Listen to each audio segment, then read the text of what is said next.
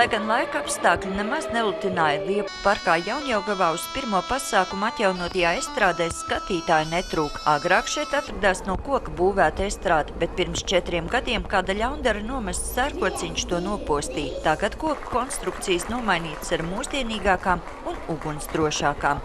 2 gadus mēs bijām vispār bez estrādes, un šis ir tāds liels mums sasniegums kultūras darbiniekiem un visai Jaunjelgavas novada domei, jo šāda celtne mums novadā ir vienīgā tik liela un skaista, un tagad arī noteikti centīsimies viņu ļoti apdzīvot.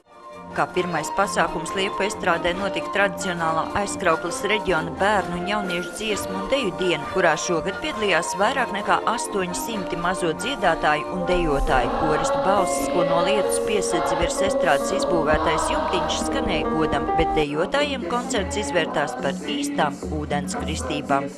Kā tad bija dejot par to slapjo ūdeni? Nu tā, es jutos tāda ļoti samulsusi, bet bija forši, bet es biju tāda samulsusi. Kas tad jums bija kājās? Kurpītes. Jaunās mums ir skaistas jaunas kurpītes. Jācer, ka neizjuks pēc šīm izklaidēm. Spītējot lietus mākoņiem un peļķiem zem kājām, savu repertuāru sparīgi notancoja paši mazākie bērnu dārza audzēji. Tik gludi gan negāja pamatskolas klašu dejotājiem, īpaši tiem kolektīviem, kam kājās bija pastals. Grūti. Jā. Tas bija kā piedzīvojums.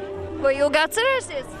Jā, protams. Ļoti ilgi. Kāpēc jūs nepārvilkāt botas kurpes ielas apaustāt? Tas tāpatās būs slapji. Labāk ar pastalām.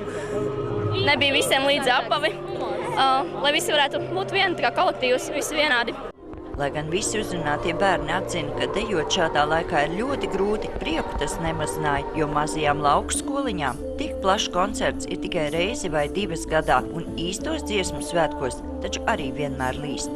Sandra Leitāne, Andris Pāns, TV Spektrs.